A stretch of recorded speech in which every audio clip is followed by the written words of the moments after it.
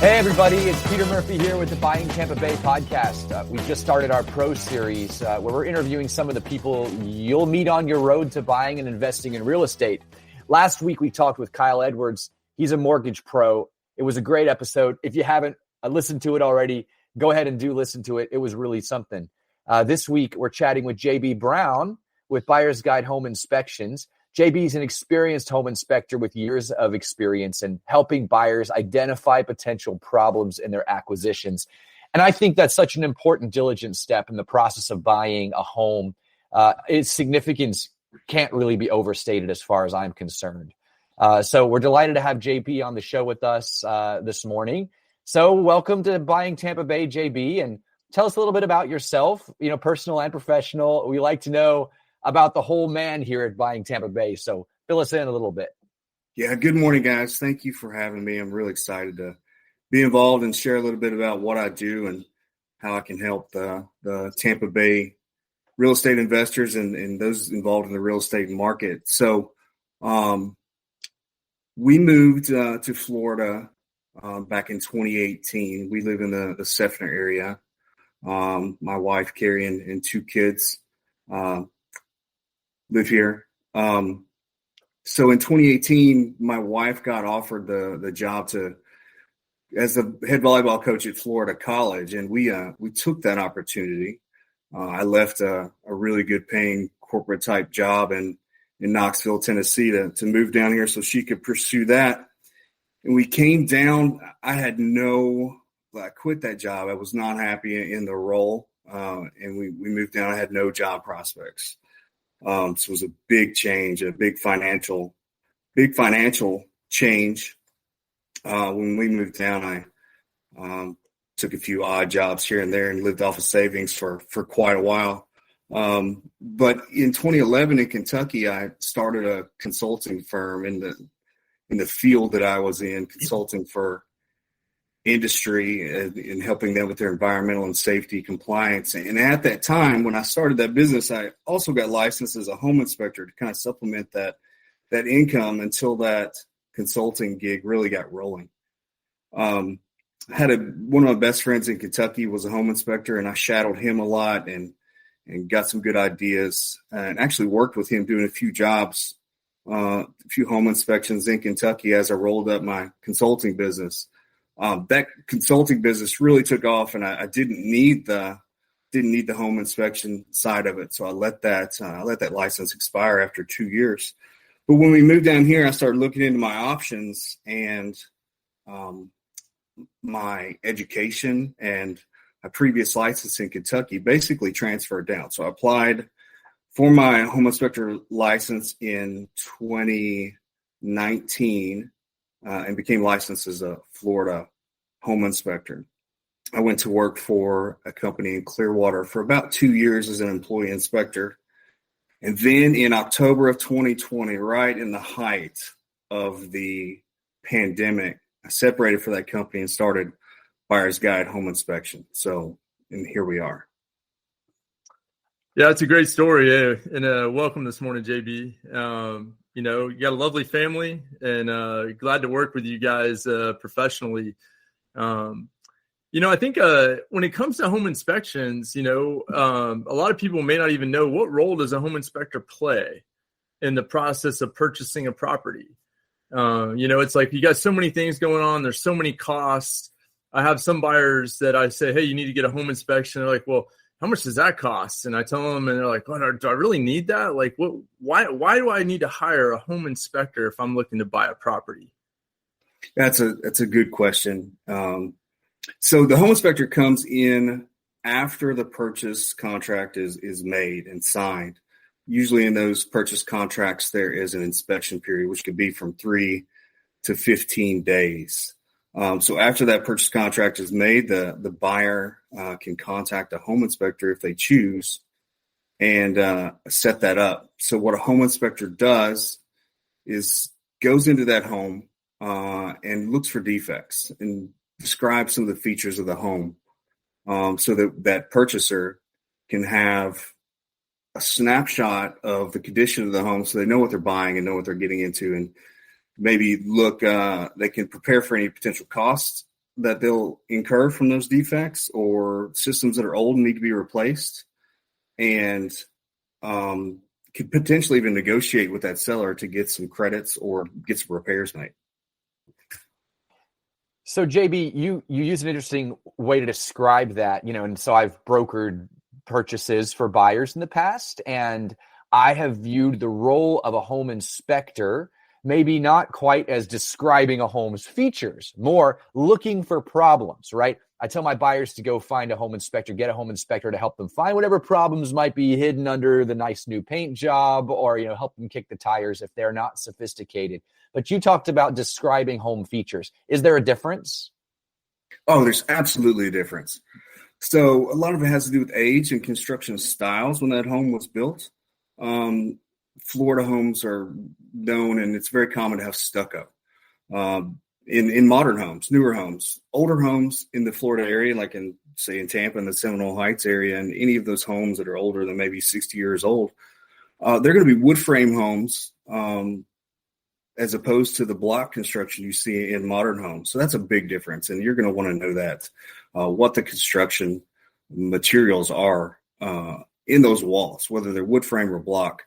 There's different types of roof covering. So most common roof covering in our area is multi-dimensional shingles, but you also see lots of modified bitumen flat roof, lots of and some tile roofs, and all those different types of roof can have different issues, different lifespans, different things you're going to want to know. And a home inspector can point out those features, those different types of features, and tell you the benefits and the lifespans and potential problems.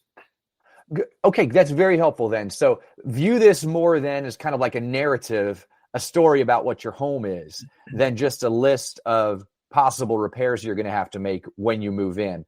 That would be the way that you would approach reading a home inspection as a buyer. Is that probably correct? Exactly.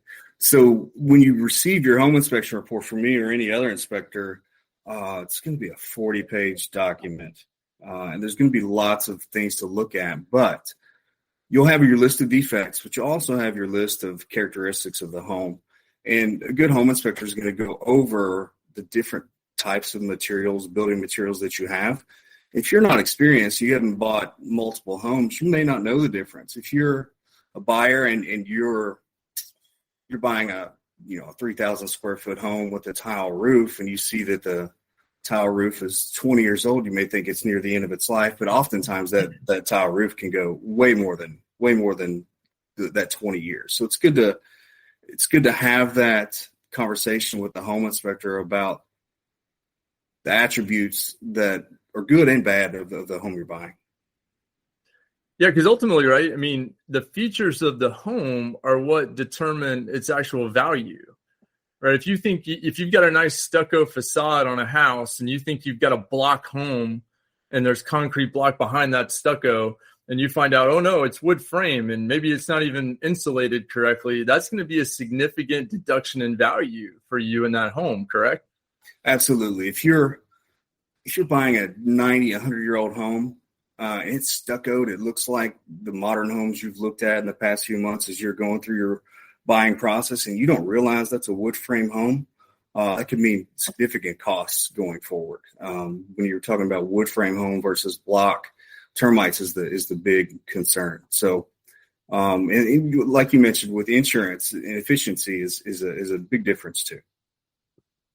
Yeah, it's interesting because a lot of people don't understand the inherent value and different features of homes, and so having an inspection done is important. So what kind of investment is somebody going to make in a home inspection? Having someone like you come out and do a really thorough, walkthrough of the home, what does that typically cost? And, how should they view that from an investment standpoint? So when you think about the investments, the money you're spending up front when you're buying a home, the home inspection is probably the best deal you're getting. So when you're buying a home, you're paying for an appraisal. You're paying your lender a certain fee. You're paying your real estate agent a commission on that house. The average home inspection fee in our area is like between $300 and $500. So if you think about all that investment versus the potential savings you're going to get out of identifying significant defects, it's huge.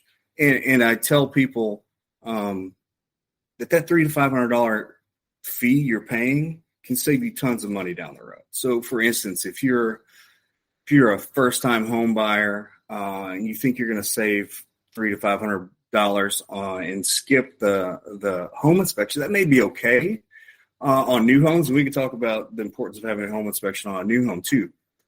But just there's very few times that I do a home inspection I don't find defects, and the costs associated with those defects wouldn't cover my home inspection fee.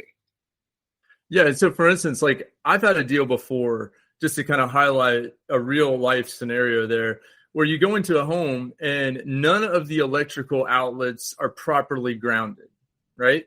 My home inspector uncovered that. And that would have cost me, had I closed on that home, that would have cost me, $500-$600 at least for somebody to come in and fix that issue, whether it was replacing outlets. If we had to do home runs from the electrical panel, now we're talking several $1,000s plus drywall or plaster repair to get that corrected.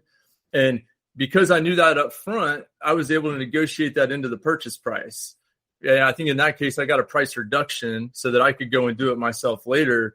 But quite often, those are the kind of things an inspector will find where you can force the seller to do it, because it's not going to pass a 4-point for the insurance company, which we'll talk about in a minute. But there's tons of value there, at least from my perspective as both a home buyer and an investor, and things that home inspectors can do for you. You're not going to hit a home run every time on your investment in an inspection. The home may end up being in perfect shape. And you're like, oh, man, why did I hire an inspector to come out there? But 9 times out of 10, there is something that you're going to want to know about. So, yeah, good advice on that. JB, I know that we advise our residential buyers to use a home inspector, but do you also work a lot with investors? And, what do you find is a difference in the way that investors approach the home inspection process than an owner-occupant buyer if they're using you? How do those two approaches differ? Okay, so I work with quite a few investor clients, and it's funny how I've met these clients and got involved with them. All of my investor clients that are regular customers of mine came to me because I inspected a home they had flipped and sold. So they most of these investors, these flippers, they didn't do a home inspection when they bought the house. They did everything. They candy coated the inside like we see with nice new vinyl plank tile and paint and new cabinets, new countertops and all that. And then I inspected that home for my client and just came up with a litany of significant defects. So these investors now, I've educated them. So they know when they're looking at a home before they go under contract, the types of things, big things that are going to be problems for them when they flip or when they go to rent. So they've been educated on what to look for, what they're going to need to fix, and they'll know those costs to add into that, what they're going to spend on after they purchase that home on repairs. And they can also go to those sellers when they're looking to purchase those homes and get the credits and get the potential repairs. So as an investor, the $300 to $500 fee is critical. If you don't get that investment, you run upon a roof that's leaking, or the roof that's old, or galvanized water supply piping that's clogged up and needs to be replaced, or aluminum wiring, or an old defunct electrical panel. Those are all going to be significant costs that you're definitely going to want to pay that $500 to get identified before you go through that purchase. Yeah, that's good. And, investors are interesting from that mindset because, they're always looking to cut costs and pinch pennies and things like that. But these are just some of the lessons that you learn, especially throughout the course of flipping, because you will pay the price on the back end if you go to sell that house retail, because that buyer is going to have an inspector come in. They rip that thing apart and you haven't really taken care of the critical components, it's going to cost you a lot more money than it would have if you had just done it as part of the rehab. And so we've learned that. We've helped our clients, learn that lesson too. And we always advocate for, anybody that's buying a property, whether to rent or flip, it's a great idea to get an inspection done up front. Whether it's because you want to know for the retail side when you go to flip it, or because you want to know what you're actually paying for. And if you need to go back to the seller now that you're buying it from and get a reduction, a discount, or make requests for repair. So yeah, great advice on that front. Well, it makes me, though, want to ask the question, because I think we probably all have heard stories where an inspector has missed something, right? Or there was something that was obvious to everyone after the fact, as they always are, right? Everything is obvious after the fact, but that, everyone feels like the inspector should have gotten, right? And so talk about that real quick. How often does that actually happen where you go into, houses are super complex, right? Lots of different parts, lots of opportunities to hide things behind walls that you can't really see. And you, even as an inspector probably can't see all of those. So talk to us about whether you miss things, how do things get missed? How problematic and how commonplace is that really? Should we even be too concerned about that? Tell us whatever you want to tell us about that whole process. So that's a sticky conversation to have. My goal is to not miss the big things. My goal is not to miss any defects, but the clients are typically not concerned about cosmetic things. And I'll go back to the standard operating procedure the home inspectors follow. The standard says that we should identify all defects that are significantly deficient. So if there's a nick in the drywall, or if there's other cosmetic things, we're not generally going to put those into our report. We may have a verbal conversation about those after the inspection. But a home inspection has limitations. There's certain systems of a home that are excluded, like sprinkler systems can be excluded, alarm systems, low voltage, outdoor lighting, other systems like that. And a home inspection is a visual inspection only. Home inspectors are not required to disassemble complex equipment, things like that. But sometimes homes can, and then sellers can hide things. That does happen. Homes can be really over furnished and have way too many belongings in there to where things just can't be seen. Windows can be blocked. Outlets and electrical panels can be blocked. Faulty plumbing can be covered up. Chase, I think you and I talked about an instance where maybe a home had old cast iron drain piping, and out in the yard you'll see a PVC standpipe with a clean out in it, where they only replace that clean out to give the impression that the drain piping has been replaced. So in summary, that misses do happen. And we do our best to not miss anything, obviously. But we're gonna take extra care in evaluating the big systems of the home: the roof, the structural components, the electrical, and the plumbing. So the misses that do happen are generally, in my case anyway, things that couldn't have been seen, that clients, their expectations are off as far as the scope of the inspection goes, and those can generally be worked out. But in my case, so probably my biggest miss was a water heater that was not plumbed properly. And in that case, I took care of it for that client. I actually went over there and fixed it myself. So those situations are rare, but in my case, I try to resolve those as quickly and as fairly as possible. Yeah, and that's where your team comes into play, right? Whether you're an investor buying a property or you're a first-time home buyer or buying it as an owner-occupant, the experience of your real estate agent can be really important there too.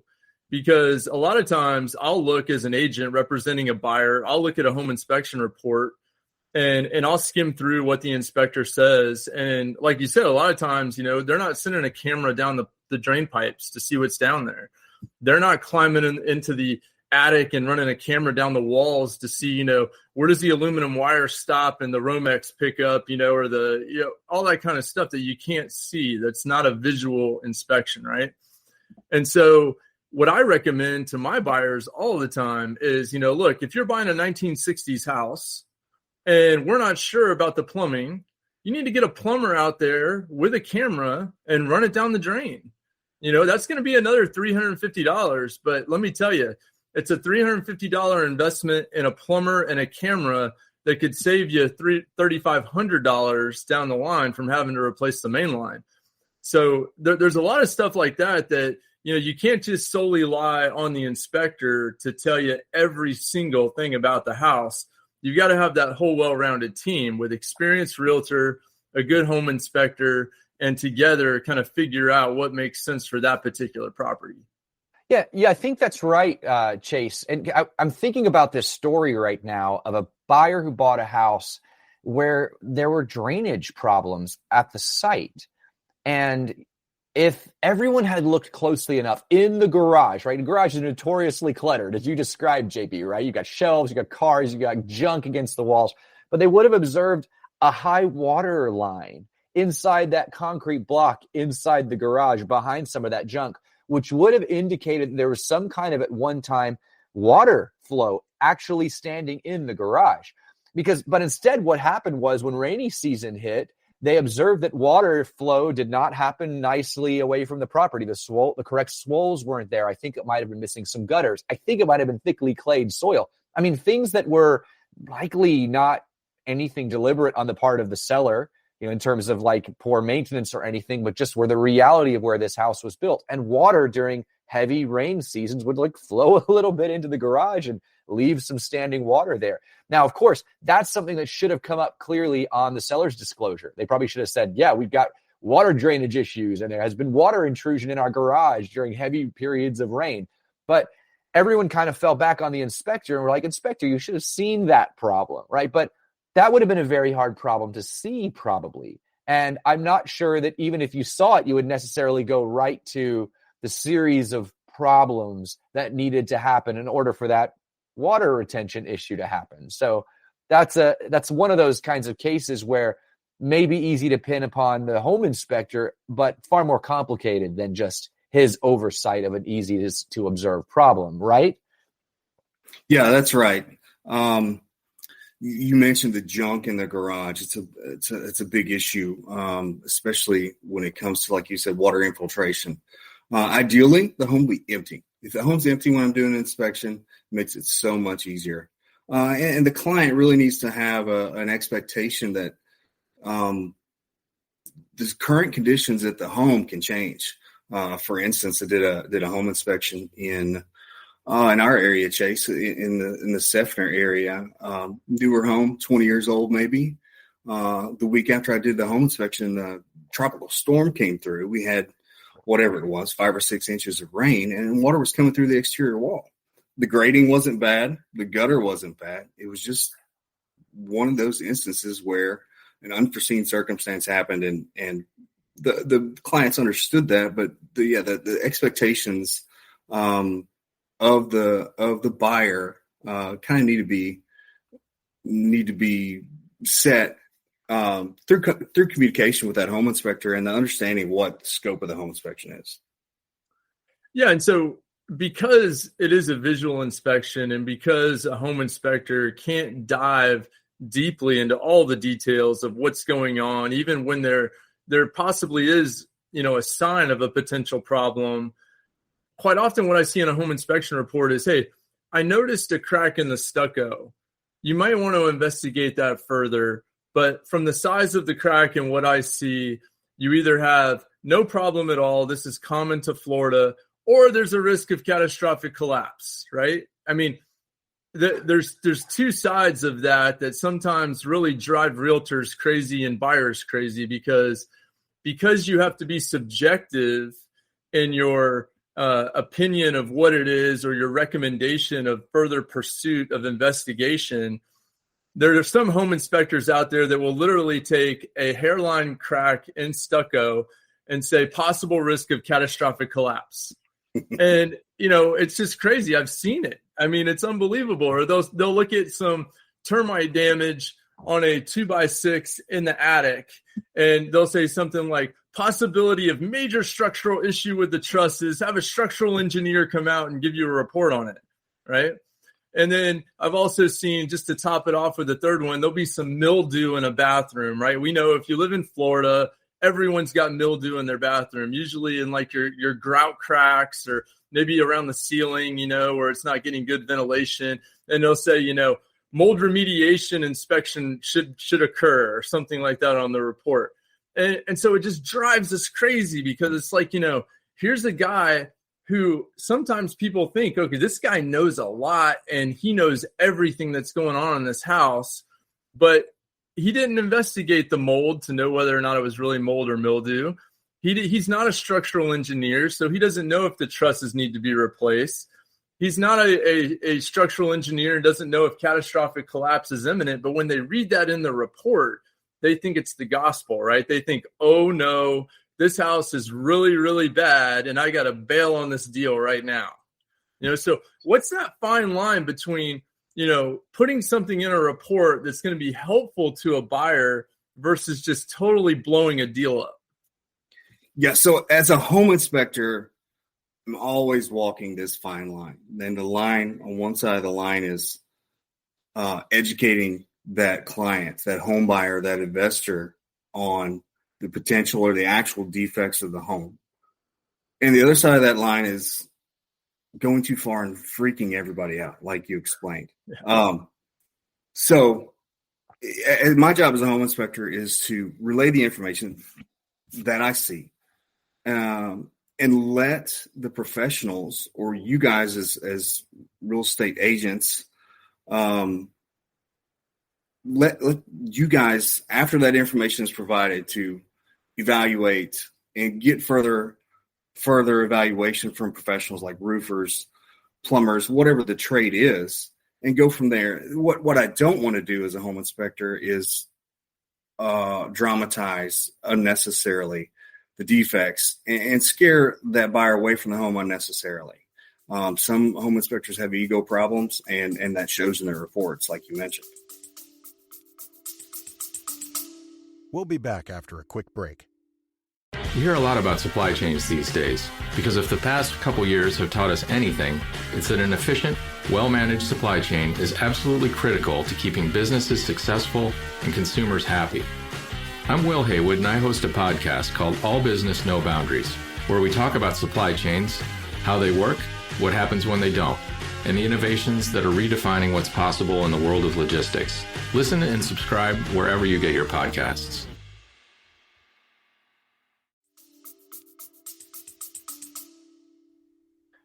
Yeah, do you have a lot of cases where buyers kind of want to hang right with you while you're doing an inspection and want kind of like a walking narrative as you look at a property? I mean, I imagine that could lead to some issues too, as you as a buyer, tries to really dig in or pick your brain for all the possible problems that could arise. Maybe that's just inquisitiveness and diligence. But on the other hand, you probably see that kind of thing happening from time to time. And, what does that suggest to you when that happens? So I run into that buyer regularly, that buyer that wants to shadow me and follow me at every turn I make.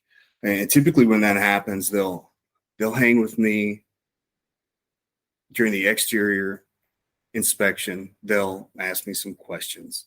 They may or may not come on the roof. I don't want them to do that for liability purposes, but it does happen. But usually within that first 30 minutes, as we're talking and as we're looking and as I'm explaining, they start to get comfortable with me, and there's a level of trust that comes up, and they usually get bored and they'll go look at the rest of the house, and they'll leave me alone. And having that buyer there on my hip asking questions is can be distracting. So I don't mind them asking questions and seeing what I'm doing. But after they get that level of comfort and they settle down, most of them go to do other things and leave me to do my job. Once they're comfortable and they trust me, that doesn't become a problem. That's my experience. Good. That's good to know, because as a seller of properties, I don't want a buyer necessarily influencing an inspector, right? I don't want them like pushing for certain problems to emerge, that, and like insisting that certain things we mentioned in the report that maybe aren't, dramatizing them more for his advantage to use against me as a seller, right? I want an objective report as much as possible, one that isn't influenced by the emotions of a buyer who's just looking to get, a cheaper price on a sale, right? So that's good to know that a professional inspector will, try to make that distance as appropriate as possible. Right. So on that note, I get regularly the agent or the buyer that comes to me and says, "Hey, JB, this seller is being a real jerk, or they're being real difficult, or we're paying too much for this house. We really want you to nitpick this house." And I'll accommodate that to a certain degree, but I am really consistent in my inspection process. So it really doesn't make any difference whether they tell me or ask me to nitpick a home. I'm going to give them all the defects in the inspection report and in our final talk at the end of the inspection. So that really doesn't influence me a lot when that real estate agent or that buyer tell me that. So in that vein, what are some of the common issues that you do uncover that are legitimate issues that are found in homes, all over this area that may end up holding up a deal or being something that's really significant that you would recommend the buyer needs to have the seller fix it, or they need to fix it themselves before they put anybody in this house or occupy it themselves? Like it's a life safety issue, or it's, something that's overwhelmingly affecting the value of the property. Right. So the type and the extent of the defect or the expense that you're going to incur because of a certain problem with the home, it's really age dependent. So in newer homes, say 20 years old or less, the potential problems, big problems that are going to need to be addressed or could come up that could hold up a deal, or roof age. So if you've got a 20-year-old home and a multi-dimensional shingle on that home, that roof is near the end of its life and may be leaking at that time. So that's a big potential cost, and could be tens of thousands of dollars to replace that roof. So that's a common thing. Going into that type of transaction, most people already know that the age of the roof, and it's no surprise when that happens. What is a big surprise is when you have maybe a 10 or 12-year-old roof that has significant problems and is leaking. And that's where I come in. I'm going to go through every part of that attic I can and find that leak, because you're going to want to know. Other types of problems in newer homes could be original construction defects. Even new construction or maybe a year or two old, I find roof problems all the time. Electrical and plumbing is generally good on new homes, so that's generally not a problem. But older HVAC systems, foundational issues can all be significant problems on new homes. Now, older homes, let's say late 60s homes can have what we call aluminum branch wiring. And in the late 60s, when copper got really expensive, they substituted that copper for aluminum in the wiring in the home. The problem with aluminum branch wiring, single strand branch wiring, is that aluminum contracts and expands more than copper does. So in those connections throughout your home at the switches and the plugs, those connections get loose and can cause arcing, and arcing can cause fires. So in that era of home, you're really going to want that inspector to find that aluminum branch wiring if it's there. Older homes, 1950s homes and older, can have galvanized steel supply piping and galvanized steel supply piping throughout the home. What happens is that pipe corrodes from the inside out. It's like an artery that's clogging up. And over time, you can have reduced flow and even leaks as that pipe rusts through. So galvanized steel piping is a big problem. In the 90s, the plumbing industry came out with this new fancy flexible piping called polybutylene. So in the late 80s and 90s homes, you'll find it's often in higher end homes, because that was the polybutylene was the space age type piping, and it really went into these nice executive homes. But polybutylene piping reacts with the chemicals in the drinking water. It breaks down over time and cracks, and you'd have massive water damage from those homes. So in that area, you're going to want to know about that type of piping. Older homes with cast iron drain piping can be a nightmare. Cast iron drain piping is susceptible to collapse, separation at the joints, and tree roots get in these pipes and absolutely clog them up. So anytime I see cast iron drain piping in a home, I'm going to recommend one of those camera snakes to evaluate that piping. Aside from that, AC systems that are at their end of their life are not working. Structural problems really aren't too common in our area. If you get up into the Spring Hill area, maybe in the Pasco and Hernando County area, you can run into significant sinkhole issues. So it's those types of big problems that can hold up a deal. And when they happen, nobody likes to hear about it, but that buyer really needs to know. The seller needs to be aware. And so those conversations can happen to either give you that credit for repiping the home, or give you that credit for the roof, or have that seller make those repairs before closing. That is a lot. I mean, that's a long list of like things that blow up deals. I had chatting to someone the other day, and they're like, I'm petrified of my house. I'm afraid all the time that something's going to blow up or collapse or fail or flood. And I'm like, after that list, I get it. I mean, that's a horrible list of possible problems. So what is the worst thing, the craziest thing, the most entertaining thing you've ever seen? I mean, surely you've got some interesting stories to tell about what you've observed out there in the field. I do. I see. The biggest thing is the bad flips. And you guys probably know what I'm talking about. You go into this, or the buyer, say I'm a first-time home buyer, and I go into this 1970s, 80s home that's beautiful inside. All the cabinets are redone. It's been painted, new flooring, new everything. But I see, original electrical panel, original plumbing. That's really not entertaining, but that's the biggest thing that really rubs me, how the flippers make these beautiful homes that are just chaos underneath. But kind of the more interesting things that I've seen, I don't know if other inspectors have this, but I find dead cats everywhere.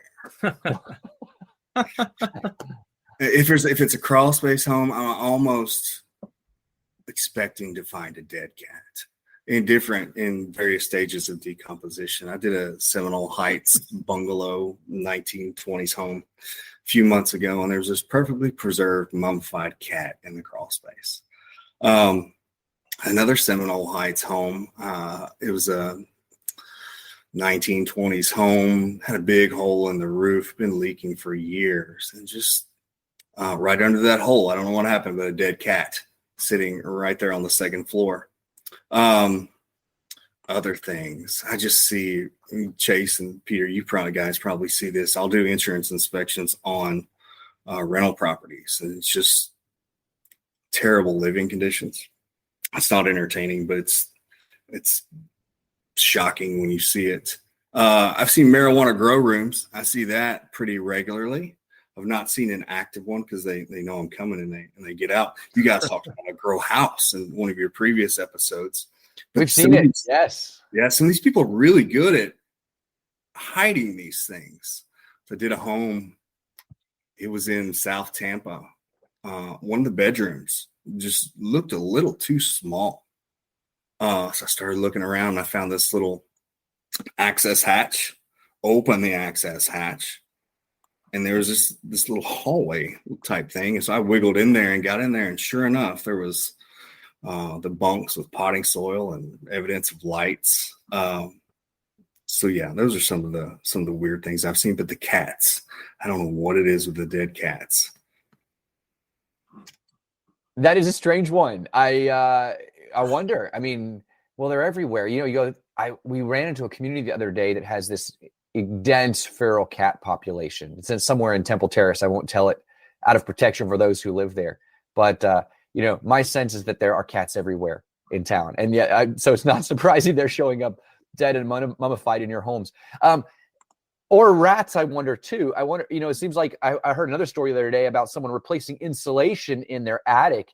And when they put on the vacuum, they sucked out the old insulation, they would hear thump, thump, you know. And every time they heard one of those thumps, the guy replacing the insulation is like, that's a dead rat that we're sucking out from the deep inside the insulation in your attic. So, you know, we think our homes are sanctuaries and free from all kinds of pests. But I think it's the Bible that says that lizards or spiders are small creatures, but they live in king's palaces. So if lizards and spiders are in king's palaces, then we have rats and cats in ours, unbeknownst to us. That's right. Well, good stuff. Well, tell me more about your relationship with insurance companies, because you do 4-point inspections, you do insurance inspections, I know, and you know, so talk to me a little bit about those kinds of inspections and how those connect to classic home inspections that you do. Right. So in Florida, insurance companies require additional things from home buyers and homeowners when getting a homeowner's insurance policy. So one of those things is the 4-point insurance inspection. The 4-point insurance inspection is intended to evaluate the condition of the 4 major systems of the home. And the 4 major systems are roof, plumbing, electrical, and HVAC. So if you're buying a home, or if you're changing insurance policies and your home is over roughly 15 years old now, your insurance company is going to require an inspector to do a 4-point insurance inspection for you. And that aspect of the business has really been shaken up here in the last few years with all the fraudulent, let's call them, or questionable roof claims that are going on. Insurance companies have really lost their shirt. Some have gone bankrupt, the private insurers. So all those insured people are having to find new insurance. And some of the other insurance companies are just pulling out of Florida altogether and not covering those homes. So the demand for those insurance inspections has really gone through the roof. So I'm doing a lot of those. But as an investor or a buyer, it's really important to have an idea of what that 4-point inspection process is. So if you're buying an older home and it has a 15 to 20-year-old roof, your insurance options are going to be limited. Most private carriers are not wanting to insure any roof over 15 years old. If you have that aluminum branch wiring that we talked about, they're not going to like that either, and you may have to remediate or have that aluminum wiring remediated. Certain brands of electrical panels, older electrical panels, a lot of insurance companies won't insure those at all. And if they do insure them, your rates are going to be significant. So and remind me what some of those brands are. I think one was like Federal. Yeah, I'm blanking on it. No, There's it's a couple Federal of key brands. Federal Pacific. Federal Pacific. Thank you. Yeah, it's like a company's in business from maybe the 50s through the 70s. Mm-hmm. That brand, and there's Zinsco. Zinsco, that's right. Brand panels. They were bought out by Sylvania. Sylvania just took their design and put their name on it. There's a couple others. Challenger came along later. It came along later in the 90s, and some of their breakers won't trip when they need to, and they cause fires. And all these panels just have histories of being risk prone. And so insurance companies are requiring that these panels be replaced or the electrical systems upgraded if you have these in your home in order to write insurance. Is that generally the gist? In some cases, here lately, I've been hearing that Citizens will insure those older panels, but you're paying way more on your premium. So that's a good conversation to have, or it's good information to have before you close on that home. Am I going to have to replace that electrical panel, or am I going to have to pay significantly more on my premium just to have that panel? So it's a calculation that is good to do before you close on that home. So maybe you can negotiate the credit or even get that panel replaced. Without a doubt. And so tell me also about wind mitigation. That's another inspection that needs to happen for insurance. And what is it and why does it matter so much these days? The wind mitigation process came about after one of the big hurricanes, and I'm blanking on which one that was, but I think it was in the 90s or early 2000s. That big hurricane came through, and the insurance companies had to cover all this damage. And what I hear is basically they were going to go under and not insure Florida at all. So the state of Florida put in a process to appease these insurance agents to where they could charge their typical or higher rates for Florida because of the additional hurricane risk. But if the home had certain features, those insured people could get discounts on their home insurance premium. Now, those features have to do with the age of the roof. So in 2002, the building codes changed in Florida to improve lots of features of the home that help it resist high winds more. So if your home is newer than 2002, you typically can get a discount on your home insurance premium. If you have an older home, but you have a newer roof, newer than 2002 that was updated to the new standards and holds up to winds better, you get a discount for that. If you have a hip roof is basically a roof that has no gables, has none of the triangle gables on the front of the rear of the home, but it's fully hip.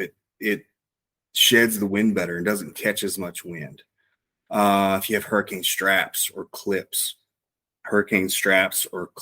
hold the roof structure down to the wall and keep that roof from blowing off. Will help keep that roof from blowing off. So you can get a premium discount for that. There's a new technology. It's not too new. It's been around about maybe 15 years, called a secondary water barrier. So instead of the tar paper that typically goes under the shingles or has gone under the shingles in the past, you can put down a peel and stick membrane. And the insurance company likes that because if all your shingles blow off, you still have basically a roof under a roof. It's going to keep that water out. And then lastly, if you have impact rated windows and doors in your home, you can get a premium discount for that as well. Now, my sense of that one is that you have to have them all hurricane rated. It can't just be a couple or the majority, but it has to be 100% of them in order to get that particular discount. Am I correct on that? Or do you know enough about that integration with insurance regs? Yeah, Peter, you're exactly right. So just for instance, I did a home inspection or a wind mitigation inspection for a client yesterday. Showed up to the house. He was excited. He just got his new impact rated windows installed. And I walked up to his front door. He had a side light on the door, and I tapped on it. And I said, "They didn't do your door and your side lights, did they?" He said, "No, why?" I said, "To get your discount on your premium for impact rated windows, every piece of glass in the home has to be impact rated." So we talked about some of his options. The options alternatives to installing impact windows, you can install impact rated covers. You may have seen the newer homes that have the bolts sticking out of the sides of the windows. Those are for impact rated panels that cover the windows that you can install when a hurricane's coming. Those will get you a discount. They also make the newer thing is Kevlar covers. They roll up like a map. They're easy to store in your garage and easy to install. They're basically bulletproof fabric that install just like those metal covers. And that counts and can get you that discount. What doesn't count anymore is plywood. So if you have all these sheets of cut plywood in your garage, you're not going to get a discount on your home insurance premium for that anymore. So interesting. So inspectors will be hired to do an inspection like what you described, a 4-point or a wind mitt, by a client, but there's no formal relationship necessarily between inspectors and insurance companies to do these kinds of things. This is just something a homeowner can do on their own by independently retaining you to certify various aspects of their property. Am I correct? Or is there a formal relationship at play? There is no formal relationship between the insurance agent or the insurance company and the home inspector that's doing these 4-point or wind mitigation inspections. So if you're a homeowner and your insurance has doubled or whatever the crazy increase lots of people have gotten over the past few years, you can shop for insurance. When you shop for insurance, you can go to these different agents, and they often will give you a list of inspectors that they recommend to do these 4-point and wind mitigation inspections. But we're, as home inspectors, technically a third party given a unbiased evaluation of the home and its features, wind mitigation features.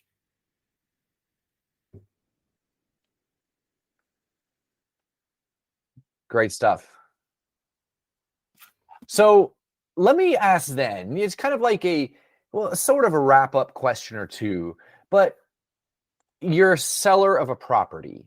You want to get out ahead of any kinds of problems that might come out of an inspection process, because you know that almost every seller or every buyer is going to be advised to get a home inspection. What can a seller do to get in front of problems that might be in their home, maybe unbeknownst to them, maybe that they know about? And, how do you avoid being strong-armed by a buyer who comes equipped with JB and Buyer's Guide Home Insurance, this incredibly robust insurance, inspection report that's going to, put the fear of God into that person. So talk to me a little bit about what sellers can do and how they can avoid that kind of pressure tactic from a well-armed buyer. So my first recommendation in that regard is to make sure you're working with a wise and seasoned real estate agent to sell your home. A good real estate agent is going to already be educated in the inspection process and know what to look for. That listing agent should know the age of your roof. That's the biggest one. That's the biggest one in today's market. Knowing the age of your roof and how much life can expect to get out of that roof, because that home inspector is going to probably do a 4-point inspection. And if you don't have at least 3 years of life left on that roof, you're going to have problems. You're either going to have to come off of a credit when selling that home, or you're going to need to install a new roof. So for sellers and for real estate agents, definitely want to know the age of that roof. If you have an older home, you're going to want to know what types of plumbing you have. If you have galvanized steel piping, or if you have polybutylene piping, that buyer is going to have trouble insuring that home. And those types of piping come along with their risks, and buyers are going to want to minimize their risk. So at least know what kind of piping you have, and get an evaluation or get an estimate of what the repairs cost would be on that. You're going to want to know, like we talked about earlier, the brand of electrical panel you have. If you have one of those brands that is not going to be insurable and is dangerous, you're going to want to prepare yourself for that potential cost that repair that you may have to do. What else? Cast iron plumbing. We talked about that. Those are the big things. It's basically the 4-point type things that you're going to want to know the condition of your home. In the market in the last few years, if you could pass a 4-point, you're out of that neck of the woods of having a deal fall through because some aspect of the condition of your home. Yeah, that's been my experience too recently, is like, when I'm working with buyers and we go into a property, anything that's going to fail the 4-point is almost looked as like a non-negotiable. Like, the seller's got to fix this, because at the end of the day, if you can't insure the property, you typically can't close on it. at least if you're using any kind of financing whatsoever. And that seems to be like the low bar, right? It's like, we got to pass the 4.8. That's the minimum, right? And if you can't do that, we're going to want that stuff fixed so we can pass that inspection. And then everything else on top of that, is all negotiable, right? I mean, typically it's like, that's where the gravy comes in, Am I really paying the price for what I'm getting and the condition of the home, or are some of these things a deal breaker for me? Right. So I'm curious then, Chase, maybe you have more comments on this as a experienced broker. Is it better in these kinds of environments where you have a home that has deficiencies, maybe plumbing deficiencies, electrical panel deficiencies, things that are going to be expensive for a buyer to replace, but maybe a seller doesn't want to replace them all? But what you don't want, right, is anyone to be surprised by a home inspection, right? You want them to know that here are the problems with this home. So would it be better to disclose those, right? As a seller, you're going to disclose all the things that maybe you're going to get a home inspection yourself before you sell a home. And then you're going to say, this home has got cast iron pipes and they're not going to be repaired. It has a Federal Pacific panel and it's not going to be upgraded. You're going to need to get a quote from Citizens to insure that property. Is that a course of action that would be prudent to take? Be very open about what the deficiencies are so that there's no one shocked and then trying to bring in this unexpected inspection report to try and get more money out of the deal or force your hand to make repairs. Well, one thing that's interesting in that regard is, what you're required to do as a seller in the state of Florida, right? It's like, you're required to fill out that seller property disclosure form. And every question on that form is predicated on what you as a seller actually know about your property, which is why one of the acceptable answers to every question is, I don't know. If you go out and get a preemptive home inspection, you're going to know now, and you've got to go back and either correct your form or re-answer all those questions stating what you now know to be the truth about that property. It's probably, dependent upon the property and, your negotiation with the type of buyer you're going to get for that property. There's a lot of people out there that are willing to sell their property at a below market price per se, because they know there are potential issues, right? What those issues are, they kind of leave that up to the buyer to uncover. Then there's other people out there that want to get top dollar for their property. And so like, if I was going to go and sell the home that I live in now, that I personally, built and oversaw construction of, and know that it is built to a superior quality than most of the other stuff out there, I'll gladly go get a preemptive home inspection and make sure that home inspector highlights all of those premium quality features that I put into the house, because a buyer's home inspector isn't going to know that and isn't going to do that. But I've got all the documents and the records to back that up to show, hey, look, here's what you're actually getting. So I think there may be two sides to that coin, depending upon both the property you have and also the kind of buyer you're going to attract. That's interesting approach. And JB, would you agree that by getting that inspection report, you're opening yourself up to that extra, burden of responsibility that now you do know, right? You got another professional vouching for the condition, and whatever kind of things he discloses to you need to be now disclosed in that seller's disclosure. Yeah, I think so. I run into this regularly. I think it's better to know beforehand as a seller, because if you don't get that information and you truly don't know, it's going to come up in that buyer's home inspection report. You're going to have to deal with it on the back end. So I do offer pre-listing inspections, and I do them pretty regularly for diligent sellers that don't want any surprises. When I do that pre-listing inspection, I'll identify all the defects and potential problems that would come up as if I was representing a buyer.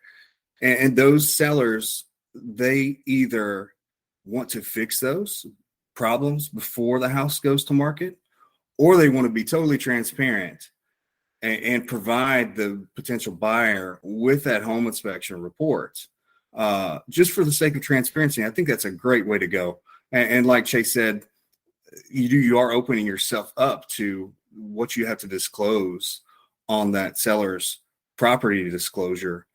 But it's kind of like if that buyer's inspector is going to find that defect anyway, it's not a bad idea to get that out in the open beforehand. Yeah, I guess from an investor standpoint, like myself selling investment properties, the one thing I'm always a little skeptical of, right, is how the home inspector is going to portray that particular issue, right? I mean, if I own a house in Seminole Heights and everyone knows it was built in the 50s, and they come in and they're like, oh, there's cast iron pipes here. I'm like, of course there's cast iron pipes here. What did you expect? I mean, it's built in the 50s, but they work perfectly fine. Send a camera down there, versus another home inspector may be like, oh, got to replace that. That's a hazard to your health or something, got to get that out of there. Whereas maybe I've priced the home to account for the fact that it's in original condition. I haven't spent $5-6 grand, replacing drain lines and supply lines and things like that. But all the life safety issues, they're intact. I've redone the electrical panel. I've got grounded outlets. I've got GFCI outlets. I've got a new roof on the property. We've got a good HVAC system and all that stuff. So I think some of this question, at least for me, is always like, well, who do I trust, right? And maybe it is a good idea for me to get a preemptive inspection because I trust someone like you to present the situation accurately versus relying on that buyer to bring someone in who's going to just advocate for me to reduce my price or have to do additional repairs. And so definitely something to think about as a seller because, it never hurts to know. And you want to make sure that the information is presented in the right light based on the kind of property you're selling and the price you're asking for it. Yeah. So, Chase, I'm sorry, JB, go ahead. Yeah. So before we wrap up, I just want to give a little advice to investors out there. And my advice is to try to establish a relationship with a good inspector. When I work with investors, I try to educate them on what to look for so they don't get wrapped up in a property that's going to cost them way more than they thought it was going to cost to rehab. So my good investor clients know they can call me at any time, and they often call me before they enter into a contract, and I can do what Chase called as a test drive. I can go through that property before they make an offer on the home and give them that high level view of the condition of the major components of the home and maybe help them avoid wasting their time and their earnest money and all the headache that would come with getting in a contract on a home that they're not going to buy. And I can help them avoid that. And the investors that I work with, I'll often just do a complimentary drive on a home. And when I have time to meet them there to go over those things, and it takes 15 to 30 minutes for me to get that high level evaluation done. And it can save those clients a lot of time and headache of getting under contract on a home that they have no business buying. I like it. I like what we're saying right now because the perspective is really that the truth sets us free, right? Scripture tells us that. And what we were talking about here is empowering ourselves with truth. And then the next step is, what's your strategy based upon that truth? Because if you know that you've got issues, then what are you going to do when the likely event comes and someone makes a demand or an expectation based upon that truthful information? Having that strategy in place probably will help you avoid any kind of feeling of being cornered in your activities or forced to do something that you don't want to do. You've got a strategy in place for how to act if someone demands something now based upon the knowledge that exists, that you can't deny exists. It's empirical, right? So, well, JB, this has been an excellent conversation. Where can our listeners go to learn more? So my website is buyersguidehomeinspection.com. On that website, you can see all my pricing. I'm fully upfront with my pricing. There's an online scheduling tool where you can see my availability and schedule a home inspection. You can call my office. It's 813-212-4419. And I offer full home inspections with a 4-point wind mitigation inspections. I also do WDO and termite inspections in-house. Beautiful. Well, the mission of Buying Tampa Bay Our podcast is to equip you, our listeners, with the information you need to generate real wealth in Tampa Bay real estate. If we're doing that for you, please give us 5 stars on Spotify or Apple Podcasts, wherever you listen to your podcast, and tell all your friends about us. That really helps. And if you're ready to start investing in real estate in Tampa Bay, reach out to your favorite Buying Tampa Bay host via email, peter@homeprop.com or chase@homeprop.com. And please, someone don't make me feel bad about not being your favorite. I know Chase's box is going to blow up with all kinds of email inquiries, and he's going to get a really big head about that. So until next time, email one of us, invest wisely, and remember what Virgil said, fortune favors the bold, so go do something bold and brave this week.